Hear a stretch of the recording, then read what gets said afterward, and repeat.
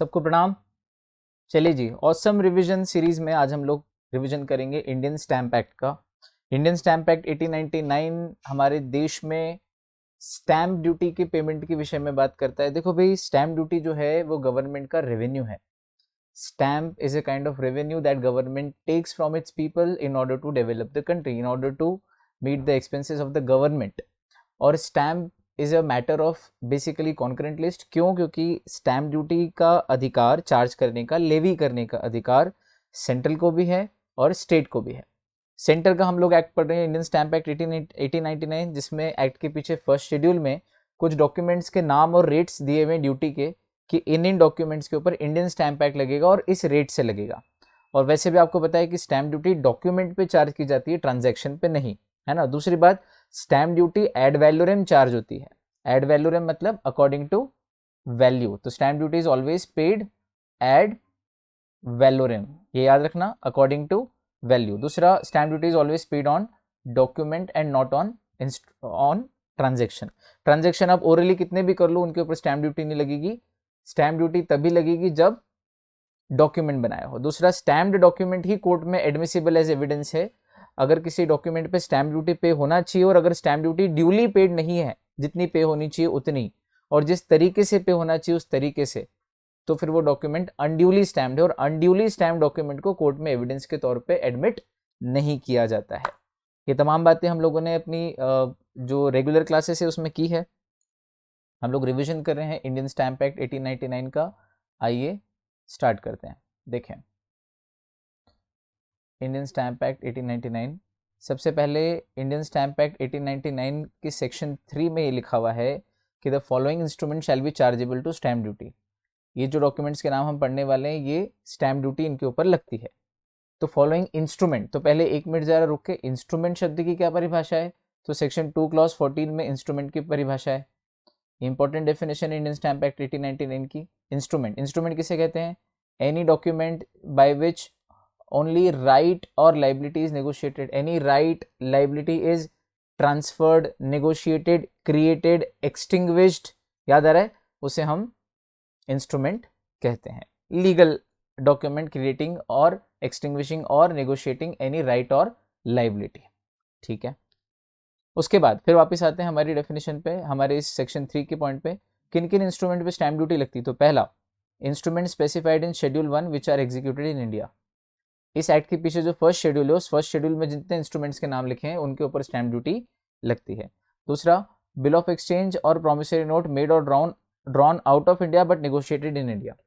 भारत के बाहर भी अगर कोई बिल ऑफ एक्सचेंज या प्रोमिसरी नोट ड्रॉ हुआ हो, लेकिन अगर भारत के बाहर ड्रॉ होने के बाद अगर वो इंडिया में नेगोशिएट हो गया है एक बार भी, तो फिर उसके ऊपर स्टैम्प ड्यूटी इंडिया में लगेगी, ठीक। इसके अलावा जो इंडिया में ही नेगोशिएट हुआ है और इंडिया में ड्रॉ हुआ है, उस पर तो लगेगी। और तीसरा, every other instrument executed outside India for a property situated in India and received in India। और इवन मैं अपनी इंडिया में सिचुएटेड प्रॉपर्टी का ट्रांसफर डॉक्यूमेंट मॉरिशस में बैठ के भी बनाऊं, तो भले ही डॉक्यूमेंट एग्जीक्यूट आउटसाइड इंडिया हुआ है, लेकिन if the property is situated in India and the document is received in India, उसके ऊपर इंडियन स्टैम्प एक्ट के हिसाब से स्टैम्प ड्यूटी लगानी ही पड़ेगी, ठीक। अब ये तो हुई आसान बात। स्टैम्प कितने प्रकार के होते हैं? भाई 2 प्रकार के, एडिसिव और इम्प्रेस्ड। इम्प्रेस्ड स्टैम्प, ठीक, IMPRESSED, इम्प्रेस्ड स्टैम्प, ठीक। आगे बढ़ते हैं। इम्प्रेस्ड यानी जो स्टैम्प पेपर पे बने बनाए आते हैं, और एडिसिव यानी जिनको अलग से चिपकाया जाता है, रेवेन्यू स्टैम्प। फिर अगली हेडिंग है, a document shall be duly stamped, otherwise such document shall be valid but inadmissible for evidence.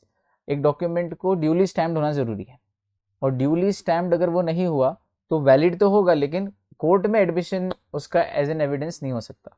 मतलब कोर्ट उस डॉक्यूमेंट को एक वैलिड एविडेंस के तौर पे नहीं मानेगी, भले ही वो डॉक्यूमेंट भले वैलिड हो, लेकिन एडमिसिबल इन एविडेंस वो नहीं हो पाएगा। तो document should be duly stamped, otherwise वो डॉक्यूमेंट वैलिड तो होगा लेकिन एडमिसिबल एज एविडेंस नहीं होगा, याद रखना ये लाइन। अब जब हमने प्रश्न पूछा कि भाई ड्यूली स्टैम्प्ड होना चाहिए, तो ड्यूली स्टैम्प्ड के लिए कितनी कंडीशन जरूरी है फुलफिल करना? तो बोले 2, ये 2 कंडीशन। पहला, अप्रोप्रिएट अमाउंट। ड्यूली मतलब प्रॉपरली, अब प्रॉपरली 2 तरह से, एक तो जितने रुपए की स्टैम्प ड्यूटी बनती है उतनी अमाउंट प्रॉपर भरो, दूसरा उसको प्रॉपरली कैंसिल करो, सही तरीके से लगाओ। स्टैम्प अगर इम्प्रेस्ड है तो हमेशा वो फर्स्ट पेज होगा, ठीक, शुरू में लगा जाएगा, लास्ट में नहीं लगेगा।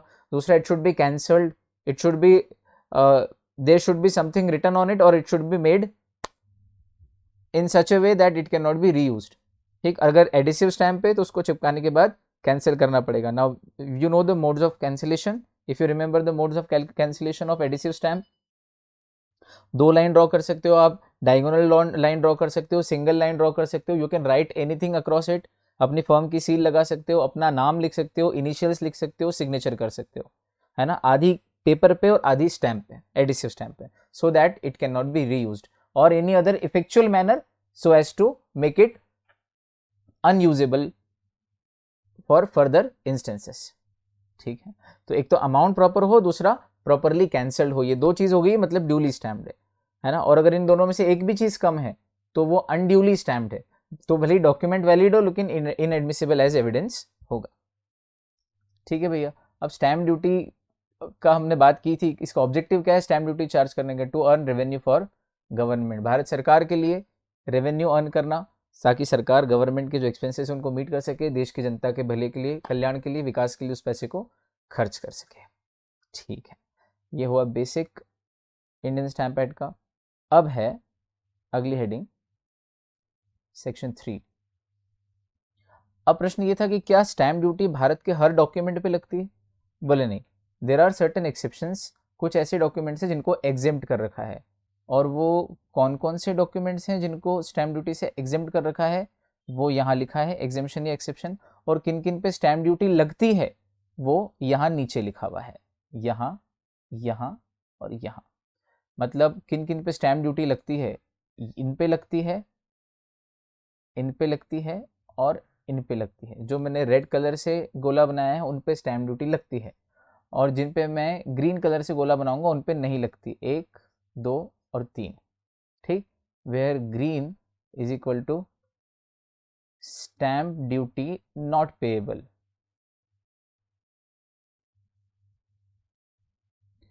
एंड रेड गोला is equal to stamp duty payable. चलिए जी, इस कलर स्कीम के साथ आगे बढ़ते हैं।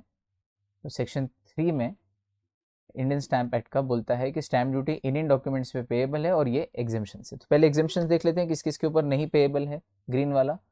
तो government documents, all those documents which relate to government, government ने कोई लैंड दी है, गवर्नमेंट ने लैंड कोई परचेज की है, गवर्नमेंट ने कोई ठेका दिया है, सरकार के साथ जितने भी ट्रांजेक्शन किए जाते हैं उसके अंदर स्टैम्प ड्यूटी पे नहीं की जाती, क्योंकि स्टैम्प ड्यूटी आप गवर्नमेंट को पे करते हो। जहाँ गवर्नमेंट खुद एक पार्टी है तो गवर्नमेंट अपने आप को क्या स्टैम्प ड्यूटी पे करेगी, इसलिए गवर्नमेंट से जुड़े हुए डॉक्यूमेंट्स और इंस्ट्रूमेंट्स पे स्टैम्प ड्यूटी पे नहीं होती। दूसरा, which relate to a registered ship under merchant shipping act 1894, merchant shipping act 1894 के तहत जो शिप से रिलेटेड, पानी के जहाज, वेसल से रिलेटेड डॉक्यूमेंट होते हैं उसके ऊपर जो ड्यूटीज हैं वो उस एक्ट के तहत लग जाती हैं, इसलिए मर्चेंट शिपिंग एक्ट के तहत जो रजिस्टर्ड शिप होते हैं उनके ऊपर भी स्टैम्प ड्यूटी नहीं लगती। और तीसरा है SEZ से रिलेटेड डॉक्यूमेंट्स, बेसिकली इस SEZ वालों पे स्टैम्प ड्यूटी क्यों नहीं लगा रहे? It's a privilege so that more and more people strive in and come into an SEZ so as to increase the export performance of India। तो इन 3 के ऊपर स्टैम्प ड्यूटी नहीं लगती। ये 3 क्या है? ये 3 एग्जेम्पशंस हैं, एक्सेप्शंस हैं, हम कह सकते हैं।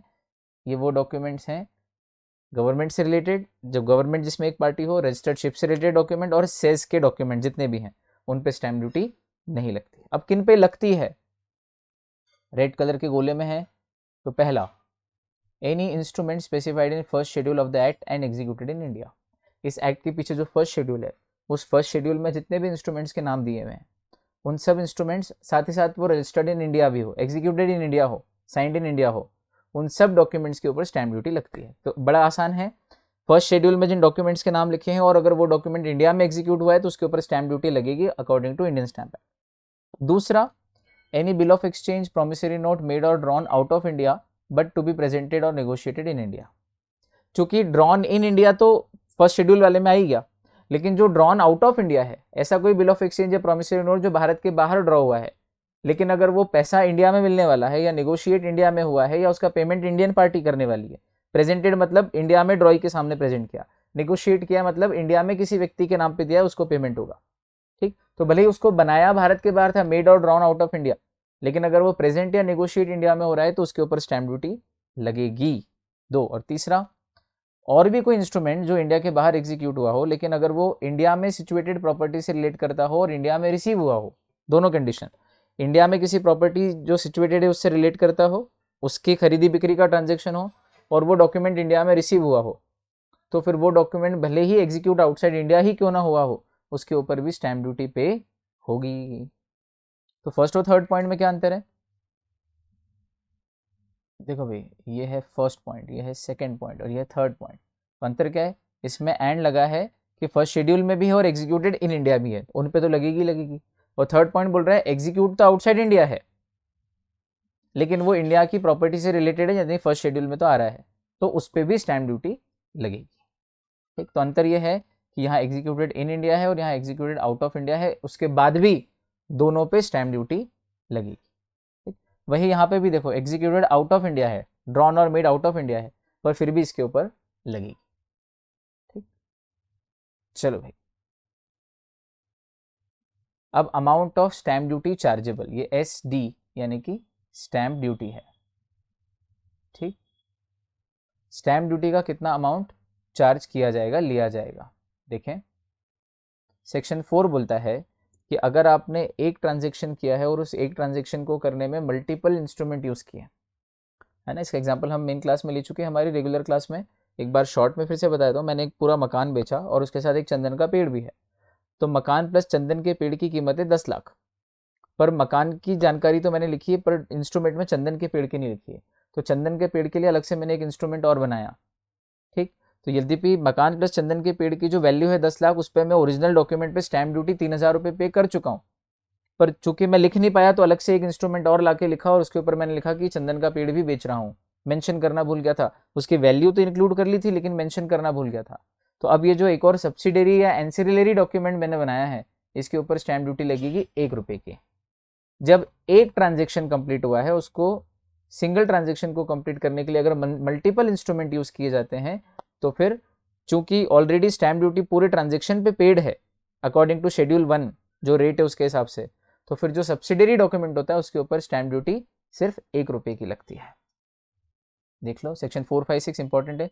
Single transaction done by using multiple instrument, तो फिर प्राइमरी डॉक्यूमेंट पे पूरी स्टैम्प ड्यूटी लग जाएगी एज पर फर्स्ट शेड्यूल, और जो सब्सिडरी डॉक्यूमेंट होगा उसके ऊपर chargeable at the rate of ₹1, 1 रुपये के हिसाब से उसके ऊपर स्टैम्प ड्यूटी पे होगी। ये हम पढ़ चुके हैं, आया समझ में? बहुत अच्छी बात है। दूसरा है सेक्शन 5। सेक्शन 5 बोलता है कि जब आपने एक डॉक्यूमेंट में मल्टीपल ट्रांजेक्शन किए, डॉक्यूमेंट एक और ट्रांजेक्शन मल्टीपल, है ना, जैसे मैंने अपने एक डॉक्यूमेंट में कार और बंगला दोनों बेचे हैं, तो जब डॉक्यूमेंट एक हो लेकिन ट्रांजेक्शन मल्टीपल हो तो फिर दोनों ट्रांजेक्शन वैल्यू, कार की वैल्यू 5 लाख, मकान की वैल्यू 50 लाख, तो 55 लाख एग्रीगेट कर लिया जाएगा दोनों का, और दोनों के एग्रीगेट के हिसाब से स्टैम्प ड्यूटी पे होगी। उसको बोलते हैं, 4 में क्या है, ट्रांजेक्शन एक ट्रांजेक्शन 2 डॉक्यूमेंट। ठीक, सेक्शन 5 में 2 या 2 से ज्यादा ट्रांजेक्शन एक डॉक्यूमेंट। ठीक, फिर से बोलता हूं, 4 में एक ट्रांजेक्शन 2 डॉक्यूमेंट, 2 इंस्ट्रूमेंट, 5 में 2 या 2 से ज्यादा ट्रांजेक्शंस एक डॉक्यूमेंट। ठीक, तो 4 में क्या था, अगर प्राइमरी पे पूरी पे कर चुके हो तो एंसिलरी पे या सब्सिडरी पे 1 रुपया पे कर दो, बस नाम मात्र की। और 5 क्या बोलता है, सेक्शन 5 बोलता है कि अगर आप मल्टीपल ट्रांजेक्शन करते हो थ्रू सिंगल डॉक्यूमेंट तो फिर स्टैम्प ड्यूटी का अमाउंट कितना होगा, बोले aggregate of the stamp duty payable on each transaction. तो कार पे मान लो 3% का रेट है, मकान पे 7% का रेट है, तो 5 लाख की कार का 3% कितना हुआ, 15,000, और 50 लाख के मकान का 7% कितना हुआ, 3.5 लाख। ठीक, तो 3.5 लाख प्लस 15,000, 3,65,000 रुपये की स्टैम्प ड्यूटी बन जाएगी। दोनों की स्टैम्प ड्यूटी कैलकुलेट करके उसका एग्रीगेट निकालेंगे। दोनों की वैल्यू एग्रीगेट नहीं करेंगे कि 55 लाख तो समझाने के लिए, 55 लाख का 3% की 7% फिर कैसे निकालोगे, इसलिए जिसके लिए जो रेट एप्लीकेबल है उसका उस रेट से स्टैम्प ड्यूटी निकाल के स्टैम्प ड्यूटी का अमाउंट फिर एग्रीगेट हो जाएगा। आया समझ में लॉजिक? तीसरा, section 6, if a transaction falls in several description. मान लो कोई ऐसा ट्रांजेक्शन है जो दो अलग अलग जगह पर दो अलग अलग डिस्क्रिप्शन में आ रहा है। तो उस केस में जिस भी डिस्क्रिप्शन में हाईएस्ट वैल्यू होगी उसके हिसाब से ट्रांजेक्शन होगा। जैसे उदाहरण के तौर पे मोबाइल है। अब मोबाइल जो है वो इलेक्ट्रॉनिक आइटम में भी आ रहा है और मोबाइल जो है वो मान लो एजुकेशनल प्रोडक्ट में भी आ रहा है। टैबलेट है, इलेक्ट्रॉनिक भी है लेकिन एजुकेशनल प्रोडक्ट के तौर पे भी आ रहा है, क्योंकि बायजूस वगैरह टैबलेट देते हैं, प्रोवाइड करते हैं, एग्जाम्पल है। तो एजुकेशनल प्रोडक्ट्स पे जो मान लो स्टैम्प ड्यूटी है वो इतनी है, से X%, और इलेक्ट्रॉनिक प्रोडक्ट पे कुछ X+1% है। तो अब ये जो टैबलेट है ये दो जगह आ रहा है, चीज़ एक है लेकिन दो डिस्क्रिप्शन में फॉल कर रहा है, इधर भी आ सकता है और इधर भी। जैसे बोरोप्लस ब्यूटी प्रोडक्ट में भी आ सकता है प्लस मेडिकेशन में भी आ सकता है। तो ऐसा होता है ना, या डिस्क्रिप्शन समझ में आया? ये तो उदाहरण है समझाने का। कोई भी एक डॉक्यूमेंट जो इस कैटेगरी का है, जैसे करंट जौहर, उसको आप दो कैटेगरी में ले सकते हो, इधर भी ले सकते हो इधर भी ले सकते हो, बताना मत। तो उसी तरह से लैपटॉप है या मोबाइल है वो आप मान लो दो कैटेगरी में ले सकते हो। तो जिस कैटेगरी में स्टैम्प ड्यूटी का रेट हाईएस्ट हो उस कैटेगरी का, यानी कि जिस डिस्क्रिप्शन में हाईएस्ट रेट हो वो लगाना, ये बोलता है सेक्शन 6। आया? Perfect. If a transaction falls in several description, stamp duty is equal to highest of both the description. दोनों डिस्क्रिप्शन में से जो हाईएस्ट है वो वाली स्टैम्प ड्यूटी लगेगी। डिस्क्रिप्शन में DE आएगा, डिस्क्रिप्शन, ठीक है। अगला पॉइंट है last, time of stamp duty. हमारे ऑसम रिवीजन है, जल्दी जल्दी हो जाता है। Time of stamp duty, stamp duty कब पे करना है? तो बोले if the document is executed signed by parties in India. Execution और एग्जीक्यूटेड आपको पता है, executed means sign, execution means putting a signature, noun form.